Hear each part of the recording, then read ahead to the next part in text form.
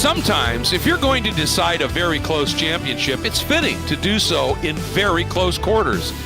And tonight, in our final race of Season 3 for the Full Send Sims Esports iRacing Spec Miata Championship, it will be decided at just such a venue. One unique in its layout, utilizing only part of the Sebring International Raceway legendary circuit, it's really a squeeze play. While there's still plenty of bumps, at just shy of 1.7 miles, they come at you fast and relentlessly. 3 exceptionally talented pilots arrived tonight, still in championship contention. 50 points are on the line, and they are covered by 41.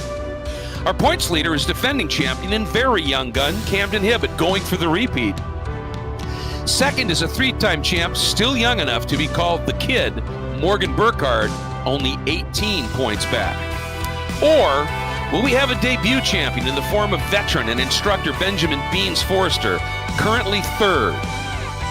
Hi folks, I'm Greg Creamer and welcome to round 10, the season finale. And joining me as always is Kyle Heyer. And Kyle, really doesn't seem to matter which layout we run at Sebring, it always produces championship-worthy fireworks. Oh, it does. I love this place. It's got so much character. It's got so much history. It's got everything you want out of a North American circuit. And while it doesn't have the huge elevation of the Road Atlantas or the Watkins Glens, you get the texture that you always talk about, Greg. And if you add up all the little elevation changes over the course of a lap, it's like climbing Everest here. And sometimes it feels like you're falling off it with how often you hit the ground here. But I love this place. It's a great place for a finale. The short course makes it pretty interesting, though. The layout's a little different. The start line isn't painted on the ground, so let's hope it's not too close tonight.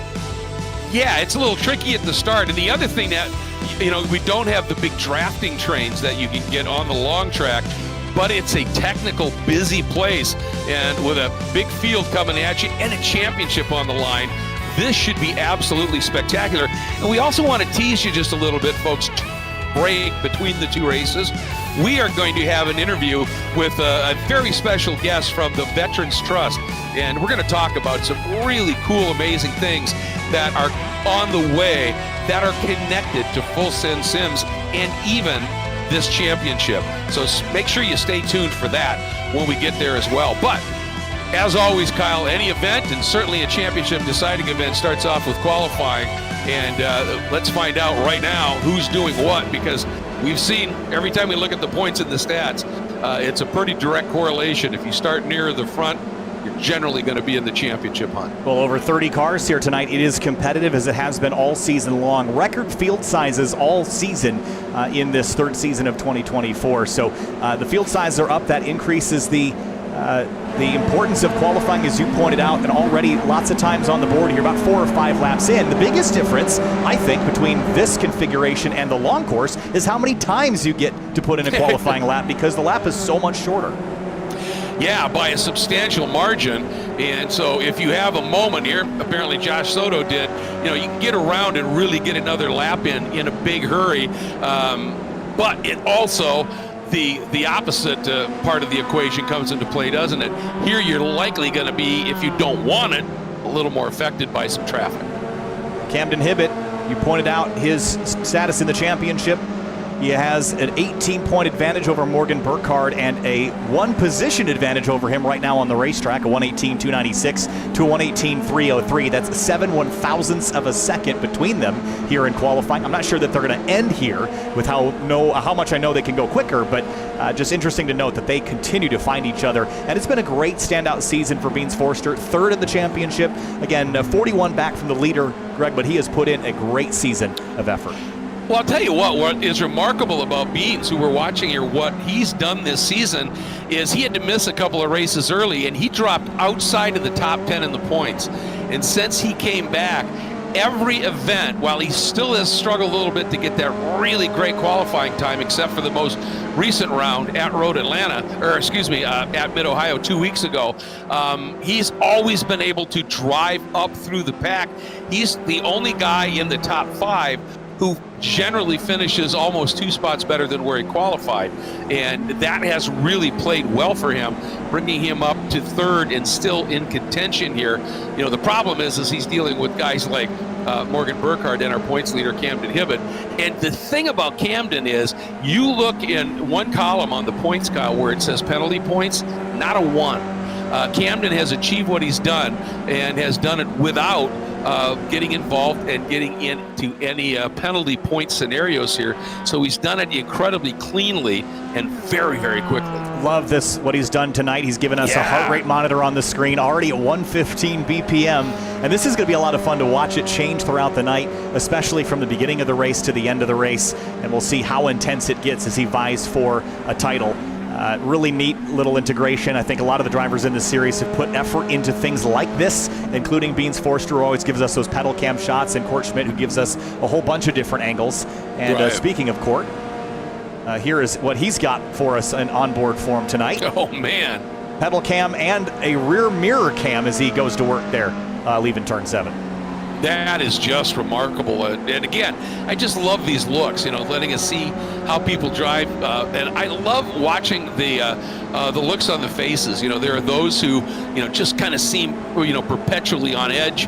Others seem super relaxed. Others seem almost giddy. It's just all your style and how you get around on it. And that is, I just love getting these looks. The other thing that I wanted to point out here is Camden came in here, 3 wins, right? Only 1 pole, but he's always started up in the front 2 rows, essentially. And up until the last 2 events, I should say, he also had a very good average finishing position and a great average change. Last 2 races, that's bitten him a little bit. But both Morgan and Beans have had a couple of penalties assessed that has hurt their chances a little bit. So again, that's just part of the racing game. Is sometimes you're going to get penalized and get caught up in something, and you just have to be able to overcome it.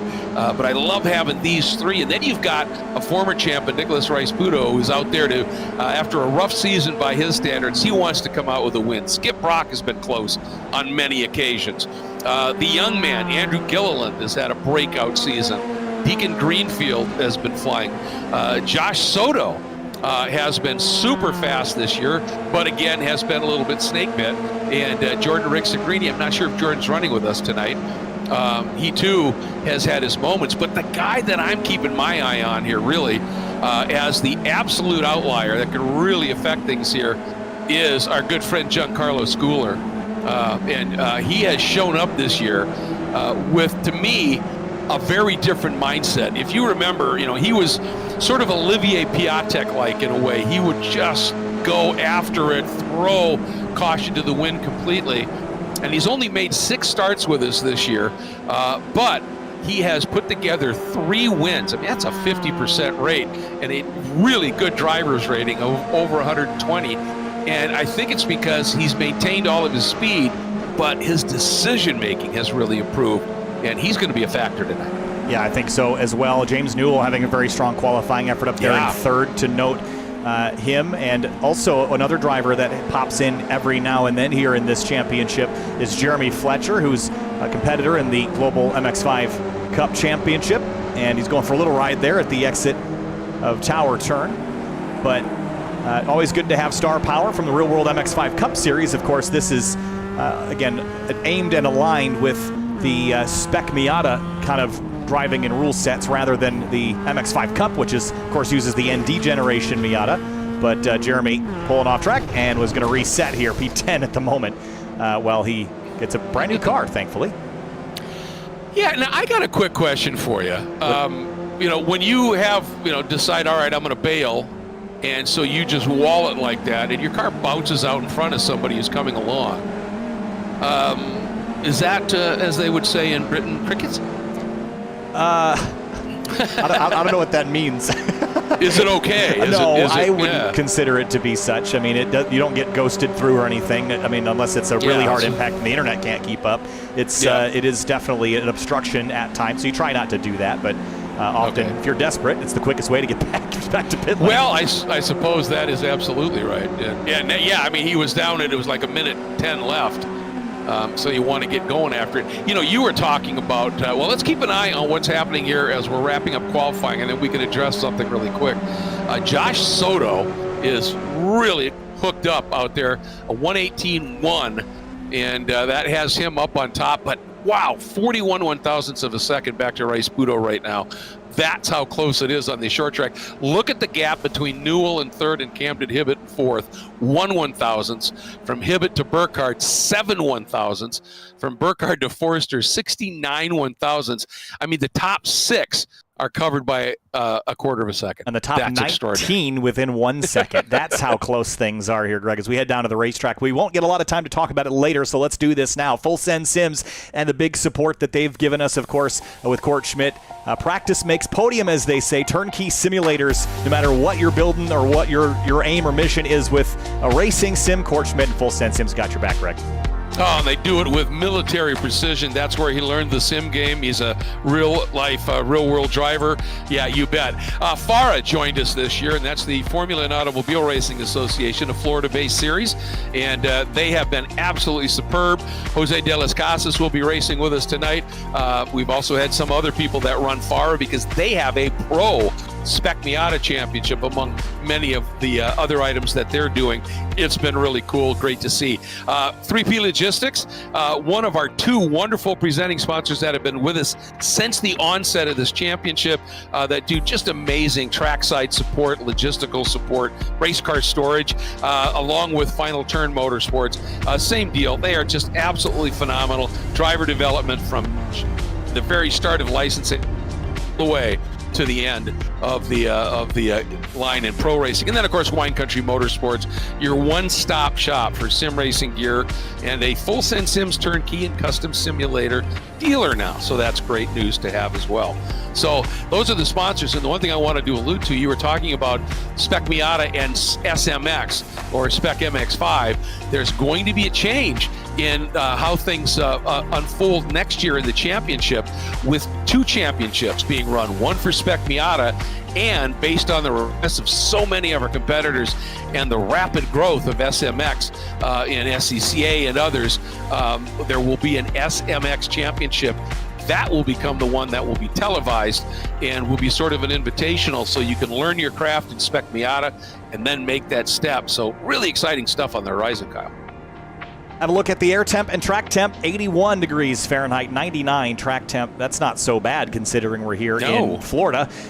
With that, we don't get a lot of pace lap here. We start heading down into turn 7. So the starting grid is quickly on the left-hand side of your screen. But Soto, Rice, Sputo on that front row, Greg. 2 20-minute races back-to-back with the finishing order of 1 beginning the next. Here we go. Absolutely, and I mean, to me, the surprise, Hibbett and Burkhardt back in rows 2 and 3, along with Beans, Giancarlo right behind them, Skip Brock, Trace Hans, Jeremy Fletcher we know is fast, Gilliland, they could well be swarmed here. This should be a fascinating start. And here we go, we're green! It's amazing how nice fast that kicks off. Trouble in the back. Yeah, way in the back. Still cars crashing, but yeah, like you said, you really look at this, 3 abreast coming through Collier curves here. This is just incredibly close. Oh, that's big Skip trouble. Brock way off. Oh, and a huge hit in the back. Cars everywhere. And it's just tight quarters, and they're still getting tangled. Seth Spolman was in the center of it. We'll try to get a look at that one later. There's just too much happening at the moment to dwell on any individual accident, but looks like Camden and Morgan have both made it through the melees here early, and they're still struggling there out of that corner and behind. This is just fierce. Yeah, you can see Burkhardt and Newell side by side, but Hibbett, Soto, Rice, Puto, and Hibbett have made a little bit of a break here. And for Camden, boy, that's great news, so long as he can figure out, look at that heart rate. Now we're in race mode, and that's kicked up another almost 10 points, hasn't it? Burkhardt has cleared Newell at this point, and I think, Giancarlo has actually come through as well. Yeah, he needs to find a delta on Camden, though, so just passing him by 1 position isn't really going to be enough to make a dent. He needs to make him, finish 3 or 4 spots behind him in both races to really comfortably take this away. Here comes Rice Sputo to the outside of Soto, and he's got the lead away. He does, and you can see Soto thought about it and then tucked right back in, which is the very smart way to go about this here. Here's a look at the 69 of Fletcher, and having a really good run early. Dropped back a couple of spots, now trying to fight his way back up through Trace Hans. And Beans actually lost a couple of spots as well, so a tough start for him. but Hibbett doing exactly what he wanted to do. But the question is, how much more quickly are we going to see Morgan running him down? As we take a look at this pack, there's Hayden Manis rounding out that top 10. Well, it didn't take him very long. He's already closed that gap up to effectively nothing, and they trail each other now heading into turn 6 here. But again, I would have trouble relabeling all these corners in my brain. So we're coming up to 7, even though it's really it's probably still turn 7, isn't it? With all the turns. Yeah, when we're running this one, I just try and go with corner names, because otherwise I just confuse this very feeble brain of mine. It's like when I did some pit lane work in Indianapolis, they told you to go to pit stall 5. You're like, which one is that? They run the track both directions. I have no idea. I know, it's crazy, isn't it? Oh, boy. I still don't know the answer to that, by the way. Yeah, well, good point. No pit box 13, though, I learned. Hey, tradition, right? Ooh, big move here by Beans. Diving down to the inside of Newell. Newell just ramping the outside, and that, we've talked about it so much, is that just pinches the guy on the inside a little bit, and unless he can really get half a car ahead, that outside move can stick, or that outside defense, more accurately, can stick. But Beans not going to go quietly, that's for sure, as he sits in 7th. And right now, looking at the top 8 right now is really covered by very little, aren't they? The top 5, I mean, Schooler is only about a second from Bryce Puto out in the lead. Oh, a couple of drivers in the dirt. Morgan Burkhardt and Giancarlo Schooler dropped some wheels off. The 110 was 4 wheels off. The corner workers will be calling that in, but no gain. All right, here we go. Hard braking into the old hairpin. Now they call it. Look at Morgan. Late move, didn't telegraph that at all, and didn't overrun the exit too much. You can see Hibbett just thought he could get a nose underneath, and then Morgan was able to maintain his exit speed. And you can see that frustrated grin by Camden right there. See if that heart rate pumps up now that he's at a deficit to his championship rival. This isn't really enough to take things away from him at this stage, but you can't let him chip away. And Newell and Forster side by side for 6th place behind. Boy, they have been at it like this now for the better part of a lap. Oh, really close there. And Newell thought maybe he had it, and then gave it a little bit of a breathe there. Bean's still giving him a little bit of room. He wasn't sure if he cleared him, and that's showing some really nice respect. Here's this tight 90R that leads you on the cut through over here. And you can see a little bit of a break up there, the top 5, and then the next 5 equally close. Great race. Yeah, that corner really is tight. I mean, it looks fairly straightforward on paper, but the exit is really narrow. There's no runoff or anything. The curb is very tall. So it can be used as an apex curb in the other direction, but it's an exit curb in this direction. So it's really aggressive to climb up on that thing, as Trace Hance is now looking on James Newell, and Jeremy Fletcher's in this mix trying to pick up a spot or 3. Yeah, Trace looked for a minute to that outside line, and I'll tell you, Beans got some serious rotation as he turned in to the safety pin there. It served him well because it just nulled out a little early turn-in push, and he just accelerated out. Look at this. Trace thinking about it and dives for the inside. Runs a little wide, and it pitched, got caught out. What a mess for Newell, and that has allowed Fletcher to come right up along the inside. Newell just got kind of squeezed out. And Hayden Manis is going to open the door here to the inside. This is not really a passing zone, but he's going to jam that MX-5 down the inside, and he'll take another spot here with this next right-hander, I think, unless Newell can wrap the outside, which is hard to do here. See if he can square up underneath maybe, and it doesn't quite look like he was able to get the exit speed he needed there to make that one work. Burkhardt closing the gap up to Soto, so 2nd place looks perhaps a little vulnerable. And Hibbett has backed off just a little bit here, sitting a little bit farther back now in that 4th spot. Yeah, I think maybe he's just biding his time here. This is one of those tracks, well, I say that he pops out of line. This is one of those tracks you can eat your tires alive because you're just turning so much, braking so much, sliding so much. It's really tough on the tires, even though the track temp isn't that hot today. Yeah, that's the other thing, I guess. We talked about how short it is and how bumpy it is, but it also still has all of the ridiculous amounts of tarmac changes that Sebring is known for. And as you said, that just, you go from one to the other. It's like catching an edge of sandpaper. So, ooh, Fletcher running a little bit wide there, and Trey's carrying some nice speed, gets to the outside. It's going to give him the inside here as they get up into the setup for Tower. But look at Fletcher. He knows that outside can work, but Trace just went in hot enough, and then Fletcher had to cover because Hayden was coming. This is great stuff, Kyle. Yeah, lots of changing direction. Fletcher, a huge cut over the inside. I don't think that's going to stand. If it does, I'd be surprised, and I've just learned a thing. I'm not sure how much. Well, it looks like he hasn't given time up yet, so maybe he's discovered a leniency in the track limits here. This is one of those weird layouts that doesn't get run a lot in iRacing, so it wouldn't surprise me to learn that there's a course cut that's gotten missed. I don't think the stewards will take kindly to that if they see it happening, though, as Hibbett is now back on Burkhardt. Burkhardt went defensive. Yeah, had to, and Giancarlo right there as well, and then this feisty little scrap as, again, Hayden got a sense of it, and then Newell came right down the inside. I mean, these guys have been swapping it back and forth like crazy here. This is just phenomenal racing. I mean, basically, this is the race for 7th, 8th, and 9th, and 10th, and they are going at it, hammering.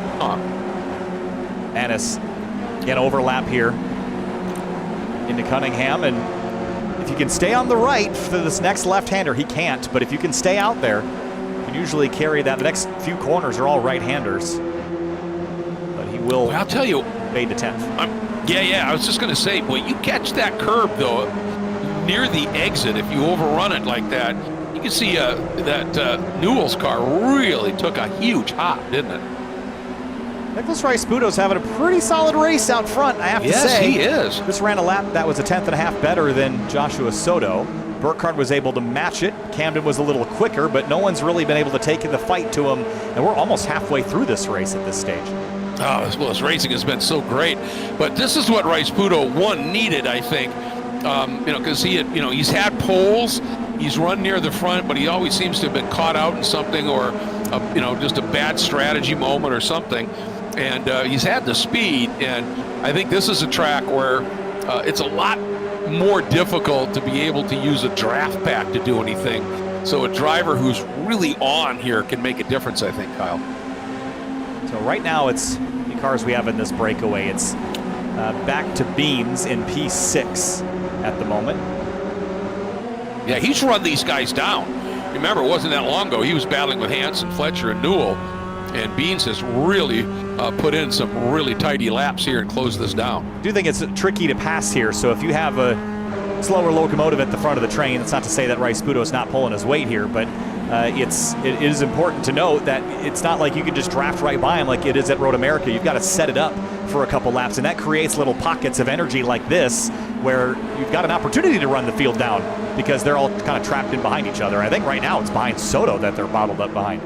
I think that's it because, yeah, Rice-Buto, even a couple laps ago, he had 3-4 car lengths and, didn't look to be in danger of giving that up. And you're right, Soto is right now sort of the bottle at this point. Oh, look at Burkhardt, a big dive, late dive. Contact with the 77, gets the elbows out, and he wants P2.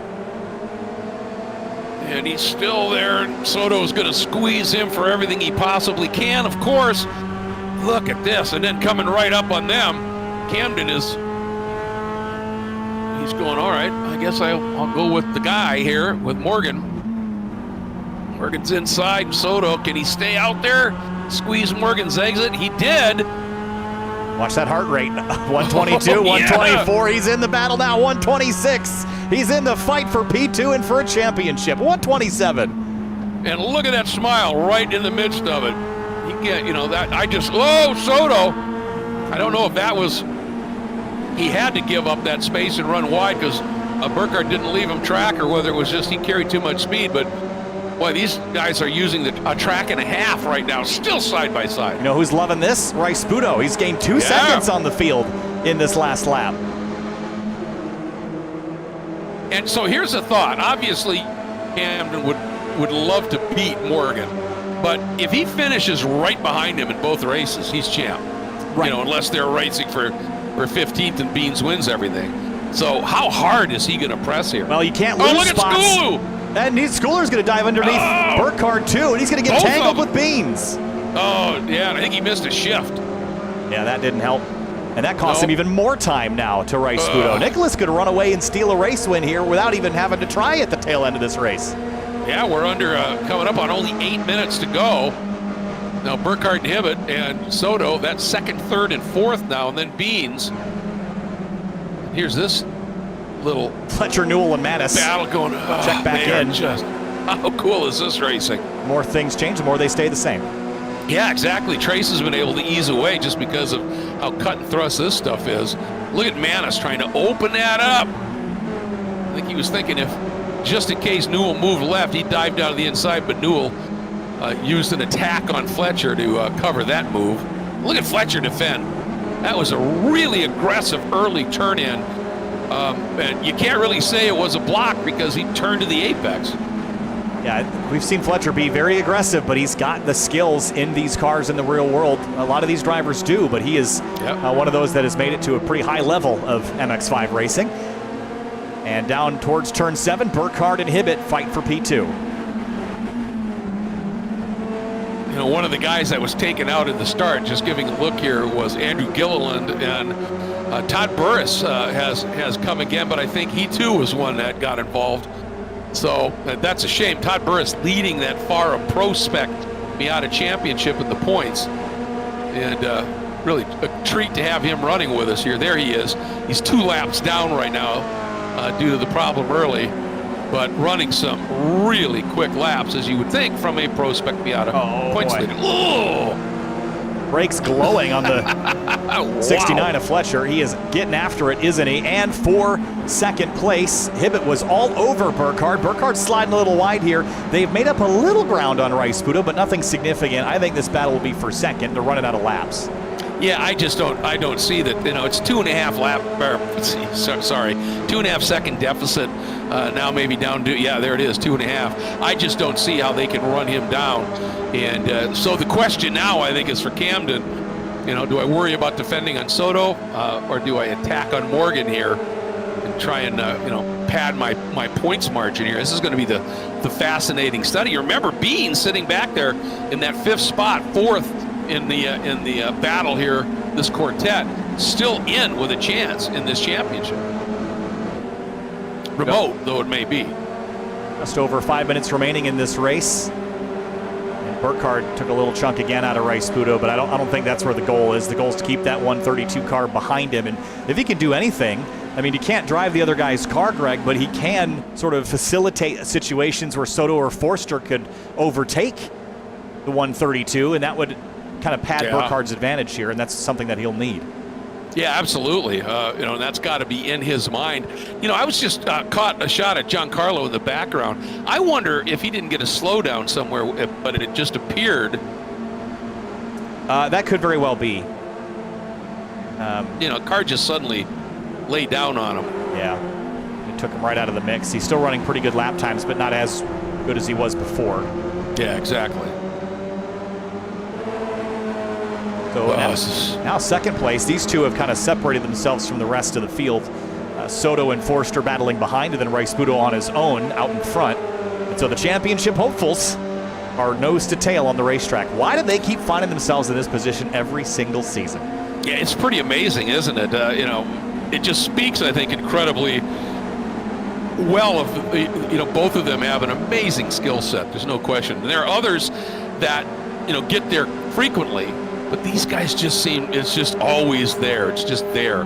They have that gift, you know, and they just run close. And have you been noticing Camden's line coming through Big Bend when he gets past the bridge, how he just sets that front tire and just runs over some of the grass on the inside, just trying to get a straighter run to try and do something here with Morgan. 120 up to, and these guys are just dueling between themselves right now. Yeah, I mean, this is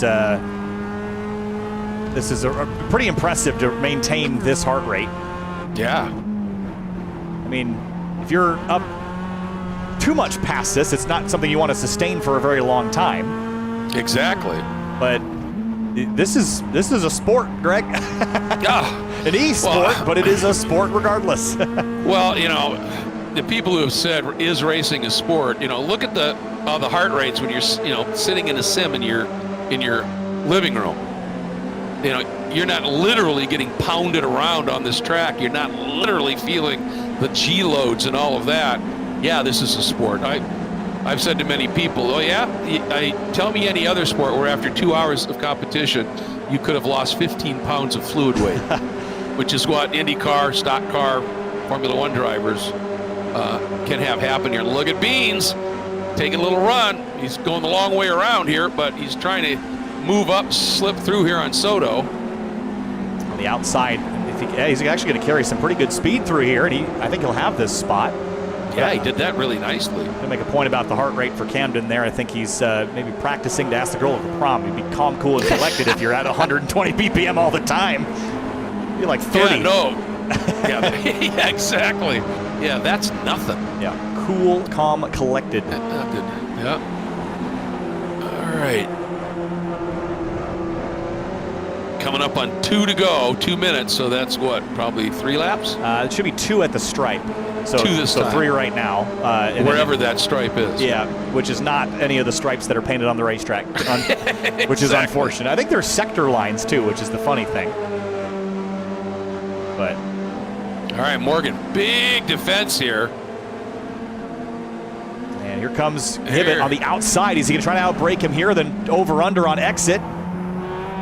Morgan read it. He protects. Camden goes for the dirt and pulls alongside, but can't carry it. Yeah. Oh, 134, 35. Yeah, he got a little mad there, I think. He saw a hole and it got closed on him. 136 and right back down again. Boy, and I'll tell you, the thing that makes it so tough, I think, racing Morgan is he's got such a good feel, even in a sim of, all right, if I'm attacking into this braking zone and I'm way to the inside of where I normally run, he knows exactly how much. Oh, look at that. It's Beans trying to make it 3 abreast for just a moment there. But he just has this knack for knowing exactly how much he has to breathe out of it from his normal approach to exit with good speed and not overrun the exit. It's really impressive. I think Beans and Soto have got to figure out which of these two is going to be the upset for the Burkhardt and Hibbett group, because they had an opportunity to sneak under both of those drivers there and they got tangled with each other. Here comes Hibbett, a big run now to drivers left into the hairpin. Yep, and there's that protect line again. Beans now floating way out. Hibbett, you know what he's going to try and do. And every time he does that, Morgan, look at that. He just puts the car exactly where Camden wants to go. And knowing Morgan, I wouldn't be surprised at all if he overslows it just a little bit. And that has backed up Hibbett. I think he did exactly that, and suddenly here comes Beans. And Hibbett, he's gotta keep this. Does not want to give that up. No, but you can't take yourself out either, because I agree. One spot isn't going to be worth it, because if you do the same thing again in race 2, you'll be just fine. He's going to try to protect on the inside though. Look at Beans use that outside curve to try and just hook him into the turn. And he pinched Camden. He might have this is going to be interesting, turn into the 90. Camden trying to keep his nose underneath. And Beans looks like he's gone through. He has. That was a critical pass for Burkhardt. Makes it just the tiniest bit easier next race if things go south for Camden Hibbett. I don't think Hibbett's done yet. That'll be a battle all the way back to the stripe. We'll stay on it right now because Rasputo's well out front. Yeah, almost 4 seconds to the good. This is not only the battle for the rest of the podium, it's the battle for the championship. And look at Hibbett looking way down inside, late on the brakes, down into the safety pin, gets it rotated, and gives Beans some respect on the exit. I'll tell you, I just so enjoy watching Camden race, because I've never seen him do anything remotely sketchy. But Soto, it may have hurt him. He's going to lose the spot to Forster by 61 thousandths. Beats Soto by 31 thousandths. Almost lost 2 spots there at the end. And they tangle post-race. That's what you're talking about. Can it go? Morgan's involved too. Post-race. What happened there? Checkers is out. I think they've been past it for a while. Yep. So. I hate not seeing that line. Yeah, or the flagman. There is a flagman there, but he's so far behind the wall. Yeah. So Puto got the win by over 4 seconds. Burkhardt second. Forster third. Hibbett fourth. You got it. Here's a look at it. Soto fifth. Wow, look at that. And then Giancarlo, who I think could have been a real factor in that after that moment, drops to 6th, Hant 7th, Fletcher 8th, Manis 9th, and Newell ends up in 10th. But God, those guys put on such a great battle too, didn't they? That 8th, 9th, and 10th group. Yeah, it was a pleasure to watch that one. I'm sure we'll get a revamp here in a moment as well. Court Schmidt P11, nice result there. Joshua Clatterbuck, Neil Bleffin, and Lauren in the 133, 15th place. Dylan Lee, Gaeta, Lucas Trebelli, Josh Picari, and Sawyer Richards wrapping up the rest of the top 20. And here's a list of drivers that did not have the race that they were hoping for. And 34 total. Andrew Gillen got tagged there. Nick Yanni, who was new. And we mentioned he was a competitor in the Toyota GR Cup Esports Championship the last time we saw him, Greg. But fun race. We've got another one to go. Yeah, I mean, a lot we've learned. Yes, we have, and interesting. I think Camden's got a little annoyed there, so it should be for an interesting second race here. But before we get there, we kind of teased this. We've got a very special guest that we want to bring in here and have a little bit of a chat with. It's my pleasure to say a big hello to the program director of the Veterans Trust, and that is Steve Cantarzi. And there's Steve. Steve, how you doing? Hey, good guys. How you guys doing? Very, very well. Thank you so much for joining us. I know Full Send Sims and obviously the Veterans Trust really do a lot of collaborating together, and with their help, you guys have come up with this new program that's called the Racing Base Camp, and it's really therapy for veterans with PTSD, isn't it? Yes, sir. Yeah, well, Race Camp is actually a psychological skills training program that we've been developing for about 3 years now. And basically what we do is, instead of asking veterans and first responders to come in and, sit down on the couch and talk about their feelings, which historically hasn't really been helping, we kind of train them and teach them and give them the tools that they need to be successful in high stress environments, and really be able to control their emotions and control the situations so that they can live a better overall quality of life.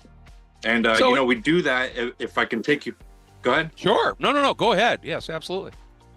Yeah. So basically, if I could take you back to like basic training, what happens is we get our rifles, they teach us how to use them, and they progressively make it more and more difficult for us to use those rifles to be more proficient. And that's essentially what we do with psychological skills training, diaphragmatic breathing and stuff like that. And as you saw Camden with his heart rate monitor, that is one of the things that we actually monitor, along with breathing rates and stuff like that. Is really exciting to see him with that. And it's just an overall really good program that we've been building for a few years now. Well, as we were watching his heart rate, that was the first thing that came into mind as we're seeing a real world application of what you're doing, because you get these, the veterans in these sims, and as they get going faster and faster, and they go from an automatic to a synchronous to a stick to whatever, everything is just coming at you, and you have to learn how to stay calm like you do in a race car. And in a way, almost the sim becomes the therapist's couch, doesn't it? Yeah, absolutely. Yeah, it really does. It will hopefully become a medical device, once we're able to publish a lot of our findings and things. And like you said, what we do is we start them in an automatic and gradually make it more and more difficult for them to use their psychological skills in their racing simulator, eventually graduating them to being a part of the Full Send Sims League and getting in here door to door with these guys right here. Well, I was going to say, that's obviously, all part of the program. You also obviously have, not having necessarily psychological and mental health knowledge and credentials. You've partnered with Nova University, so you're talking to some people also that have that kind of insight. But there's also a very special sort of a raffle that's going on. Talk about that real quick. Yeah, so we've actually partnered with Sawbelt and their sister company, Lucky Designs USA, and we are doing a raffle for a helmet of up to about $1,200, and the winner will be able to get their own custom design, whatever they want, from Lucky Design USA. and win that helmet. And all those proceeds will go toward another racing simulator for us to put at Nova Southeastern University to ultimately help more veterans, get more guys in there, get more training for them, and ultimately improve the overall quality of life for our veterans and our first responders. Well, I think it's an amazing program. We talked about it earlier in the day-to-day Racing Base Camp from the Veterans Trust. And the Veterans Trust is a nonprofit by vets for vets to help vets deal with post-service issues of any type. And obviously you put on drifting events and you let them get rides and all this stuff to help them through some tough times. What you guys do is amazing. I hope you come back in a couple of weeks. We're going to have our award show and we'll have a little bit more time to dig into some of this. And I think it'd be really fascinating, Stephen. Yeah, absolutely. I hope that I'll be able to come back too, and hopefully next year I'll be racing with these guys once I finish the program myself, and hopefully I can, get some podiums. That'd be awesome. Well, you know what? Practice makes podium. So that's what they say. All right, Stephen, thank you so much for everything you do for our vets. It's incredible, and we'll be talking to you more about that. And appreciate Stephen coming in. Yes, sir. That line about the sim becomes the therapist couch. That was Quartz. I got to give him credit for that. That was a good one. And Full Send Sims is so involved with these guys as well, and that makes a big difference. For what they're able to do, and be able to get access to some of these cool programs, Kyle. Absolutely, and it's been a pleasure having him join us here tonight. It's about time to go racing again, though, in the Full Send Sim series, and this is the last race of the season, Greg. It feels like it's come up so quickly, starting this third season of 2024, but we get to go again. Yeah, and this should be spectacular. Again, remember now that Morgan took a few points away from Camden, and Beans did as well. But Camden still, came in here with that 18-point margin. He's got some room to be able to play with here. Be interesting to see what his mindset is. And how about Nicholas Rice-Puto? I mean, you got guys that were battling furiously. No one could touch him. What an absolutely great run for him, one he really, I think, needed. So it's time to go, and a very short pace lap indeed, only a couple hundred yards, really, before we turn them loose.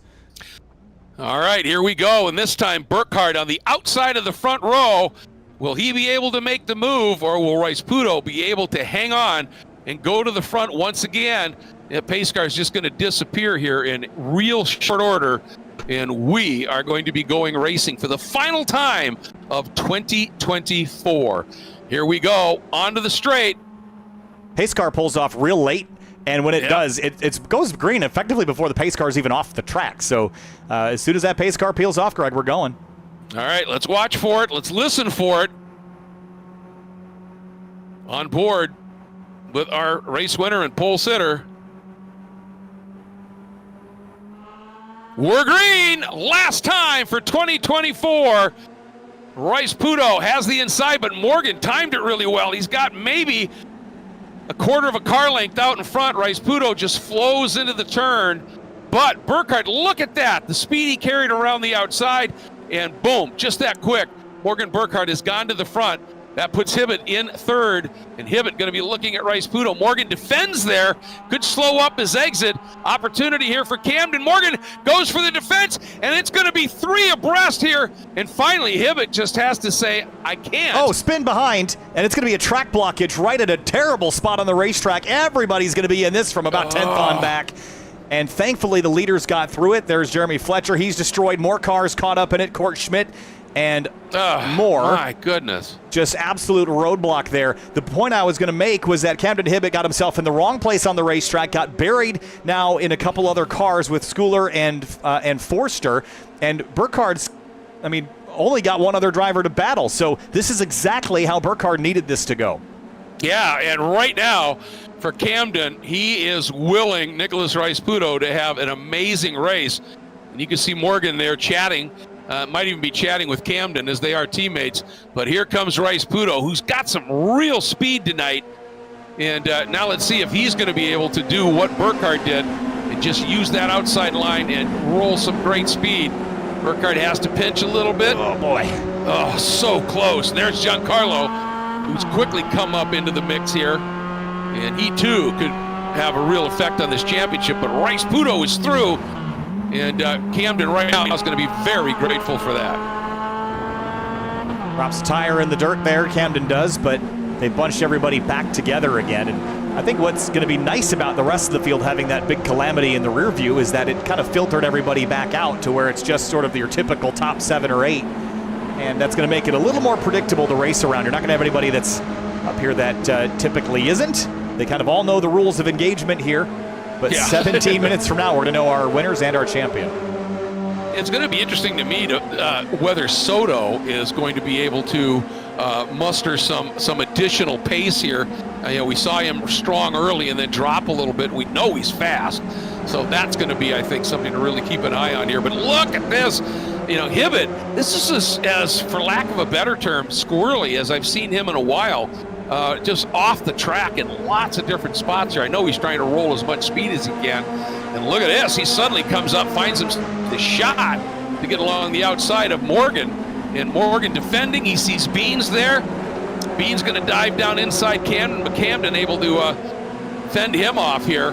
But now, maybe Camden just needed to get a little bit of that out of his system, because now he's looking really quick.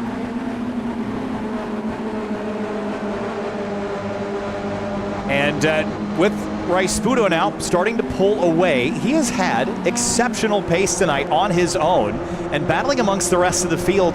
There are drivers that typically would be able to stay with him, and they are struggling to do that tonight, even when they're on their own without a battle going on. Yeah, it's really impressive to see what kind of pace he has, and I don't know whether that's just a factor of he just is feeling really good on his own. And he gets in the drafting battles and just isn't able to show what he's really able to do as a driver. But on this track where that draft isn't so critical, he's doing a great job here. And the other part that we're really not haven't alluded to too much as we're having a look here at Nicholas in his office is with Rice Puto and Schooler running 1-2, that helps Camden a little bit because Morgan getting third place points is a lot less of a swing than Morgan getting first. So that is, the farther back Morgan finishes, even if Camden's a spot or two behind him, helps Camden. Yeah, you're right. I mean, the points, obviously, the higher up you go, the bigger that differential gets. But Hibbett's doing a nice job tonight. The last lap of the last race didn't go his way, but he didn't need it to go perfectly his way, just needs it to not be a disaster. And, exactly. And now that he's got that race out of the way, it didn't help the advantage, but it didn't hurt it that bad. So just stay within 2 or 3 positions, and this should be pretty easy math for him to pick up a championship. Yeah, absolutely. And it's interesting, Rice Puto, we've seen him up to about a half-second lead, but Giancarlo is, at least thus far, we're still early in, only a quarter of a way into this last race of the season. Giancarlo is able to stay right with Nicholas here. Oh, big lunge on the brakes from Schooler opens the door. Oh, close. See the smirk there. He thought he might be able to get it down the inside. I don't know. He might be listening to us too, but he thought about it. Yeah, absolutely. Showed the nose, and I mean that's part of the game. Is you got to get in that guy's mirrors a little bit because that's how you might get into his head a little bit. And one thing we do have here as we go back to the hard cam, if you will, is I think we, at least last race, it was 5 cars that were back dueling for it. With that incident, we lost a bunch, but now it's a 7-car, and they're all over each other. It's really close. There comes Trace Hansen in the background, leading that second group. Deacon Greenfield, Skip Brock Jr., who I think had an issue in the first race or got tangled up in an incident in the first race. Yeah, he did, yeah. P10 right now. He started this race in 28th. So and not a scratch on that car, too. So he made it all through that melee on the opening lap. Yeah, that's some pretty impressive stuff just to be able to do that. Josh Clatterbuck having a really good run up into 11th. Carson Neal. Sawyer Richards is up into 13th. So that incident has really created opportunities for some. And Todd Burris, who started right near the back of the pack, got through that mess, I think. Oh! Yep. Schooler taking a peek. Pudo had just enough to cover it. Thanks for that. I was staring at the scoring monitor. Don't give Burkhardt an opportunity to sneak by, because that pass into 7 opens up Burkhardt for a run into Cunningham. Yeah, it absolutely does. You know he's going to take it. And that's exactly what Giancarlo did there. Look at how deep in both of them. Way too deep. Car in the middle of the track. Car in the middle of the track. Oh, my goodness. Colby Jackson was just in the middle of the chaos there. I think he got turned. And this was exactly the nightmare scenario for any driver. Look at this. That. Holy cow. Wow. Man. That'll wake you up. Yeah, boy, I wish we would have been on Camden with the heartbeat monitor there. That probably would have pinged about 150. Yeah, he's been so calm and cool that it would go right back down immediately, but this is just jam-packed now, and this run into the hairpin is going to get more and more aggressive. Oh, you know it. And, you see Morgan, when it's just Camden, he always moves to defend like Giancarlo was here on Rice Pudo. And that now Morgan opted to go to the outside, and look at how deep he goes with that outside line. Too deep, though, I think. Yeah, and ran a little wide. Now Hibbett will have an opportunity here if Rice Pudo keeps Burkhardt alongside. That door will open. Burkhardt knows it. He's going to chase Rice Pudo to the right. Hibbett, he'll follow the momentum. He's going to go all the way to the right. Now he'll sit. Now we'll go to the left. That's peculiar. 3 wide. Now it's 3 abreast. And at this point, if I were Camden, I just dip the brake, because you don't want to be stuck on the outside here and get walloped. But look at more. But Burkhardt made it work. Yeah, he did. Wow. That's that amazing car placement and then control by Morgan. And Hibbett needs to get this done now. He cannot afford. I mean, I guess he sort of could, but he just, if he wants to win this race, he can't sit on the outside. And actually, Schooler looks like he maybe facilitated the 132 clearing him there. That was gentlemanly. I think so too. And let's not forget, there's a PRG on the side of Schooler's car too. Yeah, I think that's a consideration. So, he's certainly not, I don't think he's going to mess with either of those guys' championships. But now I think he'll be more than happy being difficult for Rice Pudo to get through. Ooh, Soto's, okay, little internet glitch there. Yep. Oh, maybe not. Look at that. Another lunge. Ooh, boy, he got that car hard. Hibbett gained some ground on the exit. I don't know if it's enough to run Burkhardt down by Cunningham here, but he got a better exit. You see that gap slowly closing to the back of the 40. Yeah, he's coming. Morgan drifts over to defend. Faked left, faked right. Here comes Schooler, and they're going to squeeze into 10 again. Forster. Look at Beans. Yeah, nice move by Beans up and around Rice Pudo. Got him a little off rhythm, and Soto's thinking about it. Beans way out there now. Oh boy, they're going to run each other deep into Tower, and here comes Hibbett to the outside. Is he going to try to throw the crossover? He does not. You might try it here, though. Morgan will absolutely, I don't want to say brake check you, but he'll do a major momentum kill. Oh, like that. Oh, yeah, exactly. And I want to get a better look at that while this is all happening here down the back straightaway. See if we can get this from above. Right there, fades to the right. Yep. Almost naughty to how much he faded to the right there mid-corner. I think so too. Yeah, that to me is just a little questionable. I know you're going for a championship, but see if Hibbett, well, his heart rate right where it's been, right around 120, and there's still lots of time for this to play out, another 10 minutes or so. Oh yeah, half the race. And the other thing with the heart rate, as we can see it climb, it isn't so much how high the heart rate gets; it's how quickly it'll come back. And watch Schooler here. He got Morgan wide. Got Morgan way out wide. Just look at Camden now. Is he going to drift to the right? I think he's still got Schooler alongside him, so he can't shoot that gap yet. Just couldn't. Now he's on the outside, and I don't like being on the outside here. No. Man, Forster and Rice Pudo and Manis and Soto and contact, and here comes Schooler. Here comes Schooler, yeah. In tandem right there. Whew. And Schooler, like we said, I don't think he's going to try not to hit anybody, but he has no qualms about beating them. You're not in this to game on here. To finish second, as they say. Look at Game this. And here on. comes Rice-Puto. Oh, I thought they were going to go 3 there. Yeah, Hibbett got squeezed just at the wrong spot. Rice-Puto's down underneath. Boy, this is, look at this. Look at Beans looking. This is such a chess match here.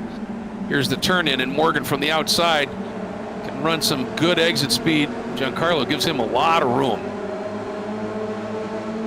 And Hibbett now, he's got a double. It's tough. It's just not long enough to really get a lot of pull here, though, is it? No, but I think he's got to figure out how to get ahead of Morgan, because Morgan's been out driving him so Here far. it is. This is the move into Cunningham, 3 wide. Oh, and then a little touch with Schooler. That moves Schooler over into Burkhardt. And a great save there by Giancarlo. That could have easily gone really wrong. But really aggressive, nice move by Camden. Oh, boy, look at the slide for the 110. This is wild stuff here. Look at how many cars we got packed in this place. It's denser than a neutron star. Well, I mean, look, yeah, I like that. Hans is in it now. Greenfield, Brock. Look at this group. I mean, it's just packed up. Top 10 are all battling essentially for the lead here. This is just fabulous. Hey. Hans, Brock, Deacon Greenfield, all back here fighting for scraps. Yep. Like I said, doesn't matter what layout, Sebring has championship-worthy fireworks. It's not even the 4th of July. Whoa. Exactly. Well, I'll tell you, throwing this car around, isn't he? It's just fabulous. With Burkhardt back and forth. Schooler going to try the over-under. They're really good at doing that swipe back to the right after the hairpin just to prevent the over-under. But then you get a guy to your outside, and they can typically figure out how to carry momentum through Cunningham, and that's how Burkhardt has gotten the lead the last couple of years here, is that move there around Cunningham. Yeah, absolutely right. And, you know, it's all in the attack angle, you know, at your turn-in point. And if you get that right and you can pin that guy to the inside a little bit, you can really ramp it beautifully here. And Hibbett really racing aggressively here with Giancarlo. And I think he feels somewhat comfortable doing that, again, because they are teammates. And Giancarlo knows that Hibbett's going to give it everything he can. You know, it's always nice if, you know, and I'm not saying that, oh, look at that move by Morgan. That just changed things up, got him around Rice-Puto. So the thing for Morgan Burkhardt to consider here is that in the next 6 minutes, if things don't change significantly, there is no way that he will win this championship. He needs to finish ahead of Camden Hibbett. You can always have hope that if you're ahead of Camden and something happens on the last lap like it did the last time around, that he could lose a few spots and then the math changes in your favor. Right now, there's no way for that to happen. Yeah, absolutely. We're coming up on the last quarter of this season, if you will. Oh, there he goes. Camden ended up really wide on the turn-in into the safety pin, and Morgan just pounced on that. And now it's going to be another drag race here. Look at that heart rate. Back to the mid-130s. Oh. I think we're going to see, I think Camden's going to get carefully feisty here. And this is, you know, the outside of Morgan through a turn always makes me nervous. Oh man, he will use the correct amount of racetrack to keep you behind him. That he will. And now thinking about that dive, but look at the Schooler has been magic from the exit of Collier through 12 and then just arcing through that turn in. And he does it when he knows he's got just enough room that, you know, nobody can just dive underneath him. And it gives him a really nice run out of Tower. But this time, look at this. And Morgan again doing that little sort of juke. And look at that. It allowed Hibbett to get a run up the outside, and he got a heck of a four run. wide. They were going to try it. They were going to try it. They were. These guys, they're so silly. 3 wide. Aren't they goofballs? All right, here we go. Look at that. 3 wide at the turn-in for the safety pin. Are you kidding me? And this is not what Hibbett wants to see. No. With Burkhardt ahead of him and more positions for Burkhardt to gain. Yes, absolutely right. And he needs right now Giancarlo and Rice-Puto to be ultra aggressive and just really park Morgan here. And Morgan, I think, is going to get the lead out of this. I feel it. I feel it. There it is. There it is. And he just... So well, I'll tell you, yeah, it is. But I'll tell you what, I'm a little surprised at these little sort of dart moves, where he just... Oh, he missed the corner. He missed this corner. He did. He ran really... Look at Giancarlo going to use the dirt to go around him if he can. Marbles out there, I'm noticing, on this turn-in as well, so a lot of choices there. So Burkhardt is first, Camden is fourth. If Camden loses a spot or two more, that's when I start to get worried. Yeah, exactly. Don't know the exact math, but I know it's not helpful. We are at 3 minutes to go in this season, 3 minutes to go in this calendar year for the Full Send Sims Esports iRacing Spec Miata Championship, and what a battle we have. Camden looking down the inside, going with Giancarlo, who's down the inside. Morgan, and you saw a little bit of a push there. He didn't get the exit he would have liked. And here comes Camden, and look at that heart rate. That's almost the highest we've seen it, and we're going to go 3. Well, he made it work last time. Giancarlo trying to squeeze him. Oh, this is it. Just a break. Oh, big lockup by Camden. Saw the car just dancing. He might come out. Well, no. He might still get in front of Schooler. Wow. But look at Morgan. He's got the lead. It might not be enough, though. He needs another 3 or 4 positions that he mathematically cannot make. And Hibbett Schooler is going to be second off the road. Yep. He just turned in, and that just glanced. That was not Camden. Schooler turned in and just brushed him, and that bounced him wide. So back to first and second. I don't know if Hibbett has got a lot for Burkhardt in the way of pace to run him down from a full half second back. You don't know if he needs to. Yeah. And how much do you want to risk it? I don't think he does. If he's going to win, obviously you'd love to win the last race of the season, all of that. But, once again, if Camden wins, we're seeing another classic example of wins don't win championships, points win championships. Yeah, the differentiating factor for Burkhardt is going to be those penalty points he picked up at Road Atlanta last week. Yep. And that'll be a reflecting point, I'm sure, for next season, because this would be much more in the favor of the 40 as the white flag waves, and it is the last lap around here at Sebring. Oh, man, here we go. How does this play out? Burkhardt and Hibbett, the 2 lead championship protagonists, dueling it out for the title here. Beans Forrester third in the points, sits 5th. Check that. He just came. What a move by Beans. Here we go. That is moved up, and Hibbett swings the outside, tries to pitch Morgan to the inside, plus traffic coming up. Watch for the over-under, and look at that. You can see Morgan just over slow. Look at that grin on Hibbett's face, saying he did it again. Look at him swing out wide like that. Yeah, he's trying to give it a go there. We'll see if Schooler gives him a shot. Up to over 140 on the heart rate here, and he's going to have one more corner to send it from a long ways back. He doesn't need to do it. A little bit of a hip check there with Schooler, Greg. That's not going to help. That's going to scrub some speed, and that might just eliminate his ability to make that dive. Morgan's going to cover anyway, and let's see if Giancarlo decides to get... Oh, Hibbett gets tapped in unintentionally there by Beans. Look at Schooler. That back end rotated. Look at Giancarlo. No, not enough. Checkered flag here on the straightaway. Here we go. It's close, but it's really close. Really close. How is it going to end? Oh, Burkhardt. Who gets it? Burkhardt. Oh, by 51 thousandths of a second. 48 on the corrected time. 48 Oh, my goodness, thousandths. it is. I always look at that just that little bit too soon. Yeah. Wow. Hamden third. That should be enough for the championship. Beans, what a scrappy 4th. I think Camden should be set. I don't think a 15. How many points was it? It was 18 points. I don't 18 think coming in. I don't think it'll still be by 10 or 11. Yep, I think so too. And these 2 guys haven't quit.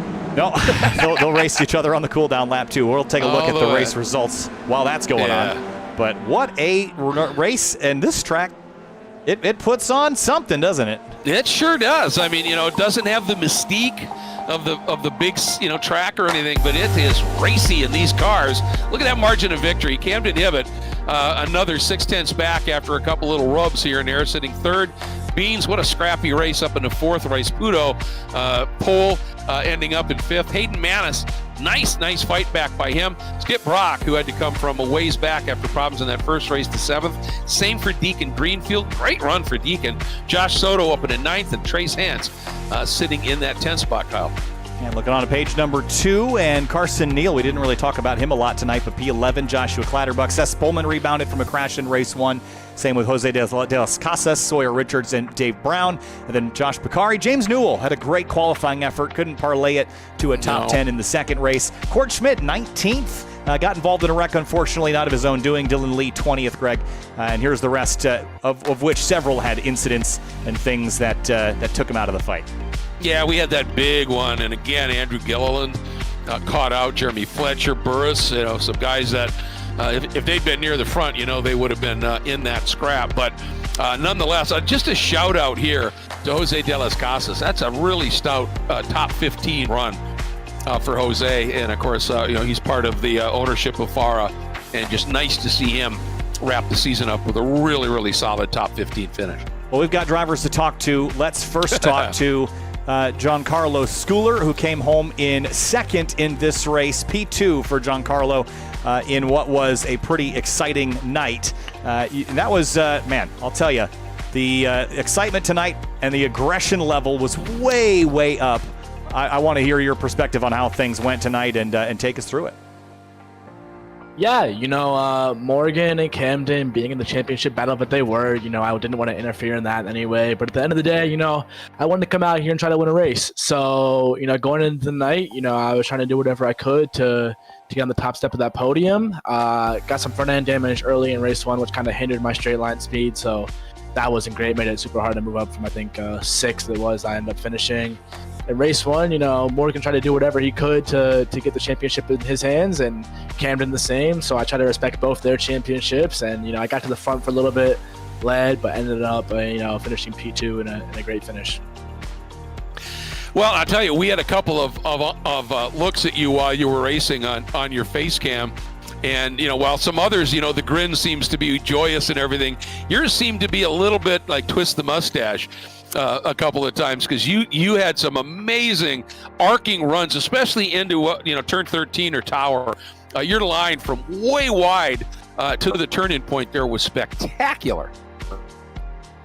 Yeah, I love being out here. It's a great group of guys. There's really no racing better than Full Send Sims, and, you guys put on a great show. So always a smile on my face while I'm driving, and, great guys to be around, and I can respect them. They respect me, so the racing's always good. Racing's always clean.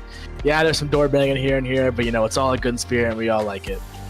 Well, you came in here with 6 starts, 3 wins. It's kind of a great year for you. Hope to see a lot more of you in 2025. You are a great addition to the series. Yeah, thanks, guys, for putting on this great show, and everybody at Full Send Sims for, all their help, and hope to see you guys next season. You bet. We'll be here. Thanks a lot. And we'll move on now to the next driver on our list. I think if we've got Beans Forster, we'll talk with him. Beans Forster tonight came home 4th in race 2, but in the first race of the night, it was a podium, Beans, and it wasn't by a lot. Take us through your evening. It was a fun one, that first race in particular.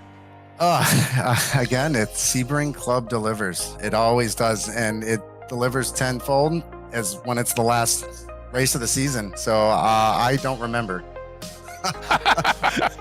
I can't tell you what happened in race 1, but I know race 2 a little bit better. Well, talk about race 2, but race 1, you came up through a lot of cars and had a great drive. I'll give you that. But race 2, as we often see, it got even a little bit more scrappy. And of course, going for a championship here, it must have been a blast. Oh, it was so much fun. I think me and Nick were too wide for almost 2 laps straight, and not touching each other either. So that's what makes it the best, is these guys were able to race so hard against each other and just not send each other into the wall like you would get in some of the official series and stuff. So I'm sweating bullets over here. My heart's pounding. I tried getting past Nick so many times throughout that race. and I was gunning for it. Like I think I have him in points in the championship, but I wanted the spot. Well, we could tell. You were getting after it. And I just have to say, Beans, obviously, Burkhardt and Hibbett, been up front for the whole season. But I just want to make another point in your fight back after dropping out of the top 10 in this championship to third was awesome, brother. Well done. Thank you very much. Thanks, Beans. Yeah, thanks, guys. And we'll move on now to Nicholas Rice-Sputo, who had a great battle all night long, finished 5th in race 2, but won the first race, and he had a ton of pace tonight, just didn't pan out in the second race. Nicholas, take us through your evening. That second race was the craziest race ever. But it was finally good to win one this season. I mean, it was the easiest one so far, but it was nice to win one. Well, and you did that, Nicholas. That was just sheer pace. We were watching, the times, and every once in a while, you can say, all right, well, the guys behind got into a scrap, but for a large part of that, it wasn't that. You just ran away from them. You just seemed to be hooked up tonight, at this track. Yeah, I was lucky enough for them to go side by side a few times, and it let me open up the gap. But is this one of the last streamed Spec Miata races? So well, Spec Miata. Yeah, what's going to happen is next year we got the new SMX is coming on, and at this stage, the SMX will be the series that's streamed, and but Spec Miata will still run. Gotcha. But it'll be SMX that'll be streamed, and we'll still be doing it. So. Well, it's nice to win one of the last ones. Yeah. That's streamed for this league, so that means a lot. But looking forward to next season as well. Us too, and hope to see you back for the full thing and going for another title, man.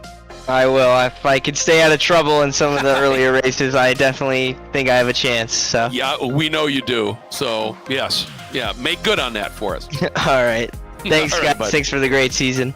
Thank you. You too. All right, let's chat with Morgan Burkhardt, who was the runner-up in the championship but wins the last race, Morgan. Tonight, again, I think the difference was those penalty points on the season, but you gave it your all there in the racing. That was fun to watch. Yeah, no, I 3 points from 18. I don't think I really could have done much better there. It's a shame that it comes down to penalty points, but I got it in the window, so if he gets a penalty, it swings the other way. But we'll see. I think he's done really well all season. He's done a really great job in that race. I knew I had to get fastest lap in both races, so I would do that in the first 2 laps, and then I'd make sure I found Camden, waited until lap 5, and then stay in front of him and make sure that every fast lap he was on, I made a mistake in the final corner. So just making sure that he's not allowed to get any bonus points, and I keep him. So the second race, I mean, it was... I was laughing the whole time. I didn't really care about the championship. I wanted to get to the front. I knew the gap at that point was 12. So I'm not going to do that unless he has an accident. So why not make the pack 15 cars? So if he does have an accident, it's really hard. Park in the field. Every time I got a 6/10 gap, it's gone instantly. So parking the field up, trying to compress it and get everybody in a really aggressive racing mindset. And, unfortunately this track is so small. You can't pass, even though the front 2 cars are going side by side for 2 laps, just trying to force it out, make it stack the pack up, bottle it up. You can't do anything with it. You can't pass. So, again, congratulations to him. He's done really well all season. Yeah, he has. Obviously, I love hearing you go through your mindset here, because that's why I call this high-speed chess. It isn't just leapfrogging the guy in front of you. It's being aware of the points, being aware of how you steal points, being aware of how all of these aspects that have to be brought into the strategy.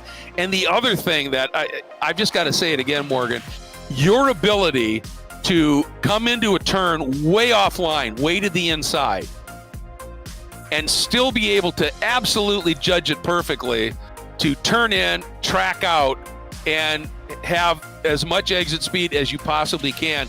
Not overshoot the corner, not overslow the corner, just being able to judge that, all right, I'm a much tighter turn in here. I got to do this to my braking, and you come out fast. It's extraordinary to watch. Really, really enjoy it. Well, it comes with a lot of practice. I mean, like there, you saw just shading over into the braking zone. I'd give the opposite car to Camden the draft down the straight, move over in the braking zone, park it on the apex, make sure he would get like a really bad run off the corner.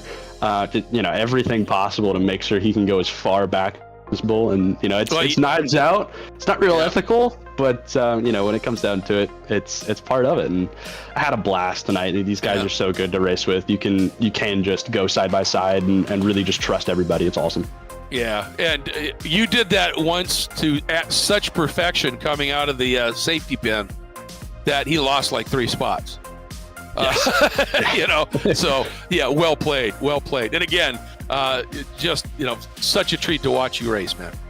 I appreciate that, guys, and I think 12 starts in the season, 7 wins, a few poles. I think it's pretty productive, and I got to do more races next season. It's so hard to do when you're not here for 6 or 8 of them. So well, we'll come back for next year. I'm really excited to have the Spec MX-5 package and experiment with what that's going to be. So new year, new me, pretty much. Yeah, and one of my favorite phrases to wrap this up. Your win ratio this year, stupid good. Thanks, man. Thanks, I love Morgan. it. I appreciate it, guys. All right, and last but certainly not least, Camden Hibbett didn't win races tonight. It was a 4th and a 3rd, but it didn't matter by 3 points. And the thing I'm excited to show is how much your heart rate has relaxed since earlier. Finally, calm down a little bit. You can rest. Champion 2024 Season 3, Camden, congratulations. Thank you. It was championship aside for a second. That was probably the most fun race I think we've had in this series. I had a ton of fun tonight. I will definitely watch back and see what the heart rate did, because there were definitely some moments where I'm sure it spiked quite a bit. I had a huge save on lap 1 of race 2. I thought it was over, like championship over, race over. It was a lot of fun tonight. But yeah, I think it's a 3-point championship. Yep, you got to Morgan. Yep. So hoping I didn't do anything that warrants a penalty, but the fact that these 10-week seasons come down to 2-3 points, it's incredible. It just goes to show how tight this racing is and how good of a series it is. Why do you think you and Morgan always end up finding yourselves on the track and then taking it to another level? What is that?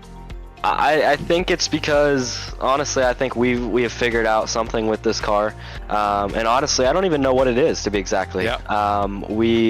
I spend a lot of time. I drive this car in the real world, and honestly, I don't think that's what has let me find it in this car. Mm-hmm. It's just, this car is different from most of the cars on iRacing. You have to drive it in a different way with the Spec Miata setup on it, and whenever we find each other, we are teammates, but we go have fun for sure. As you saw tonight, we have a handful of PRG cars, and for the most part, PRG is always at the front of these races. So we tend to have fun with each other, and when we need to help, we do. But I think we both have so much experience in these cars and in this type of racing that our speed, and then adding on top of that our racecraft, it makes these races a lot of fun for everybody. It does for us, that's for sure. Calling it, and I know that the people watching love it. Highest I saw your heart rate, just for a point of interest, was 132 at one point. So it was up there cranking.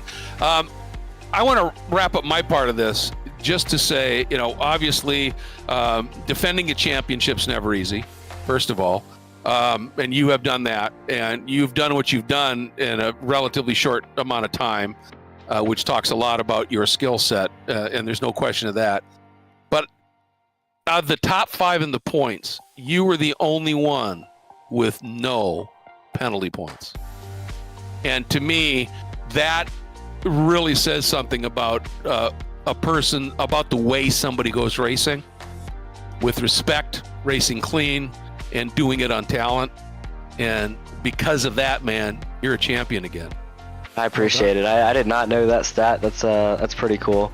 I don't want to look into that too much. I think there's definitely some calls that maybe didn't get called, and there's definitely some moments that shouldn't have gotten called on other drivers, and I think we all are racing with the same amount of respect, honestly.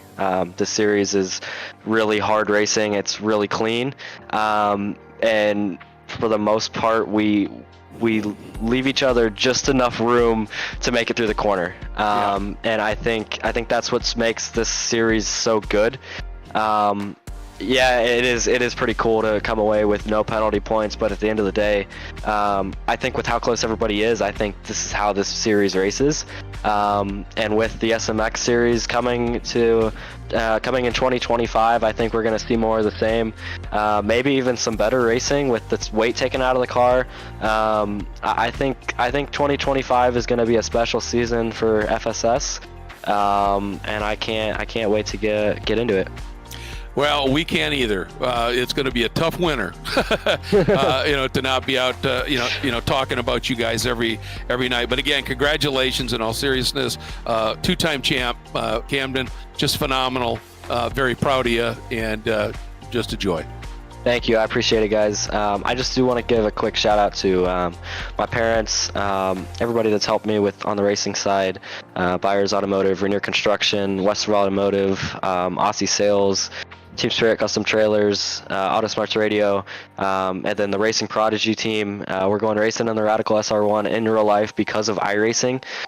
So for anyone listening that wants to go racing in real life, Racing Prodigy is the pathway to do it. There's more competition starting now. It's bringing my Eat a Real dreams to reality, so I want to see you guys in it all as well. But there's so many people that have helped me get to this point and win the second championship, and I got to give a huge shout out to Morgan as well. He's helped me a ton. We've done some coaching before, and now to beat the teacher almost for a second year in a row, it means a lot. So thank you, Morgan, for another great season. Can't wait to do it again.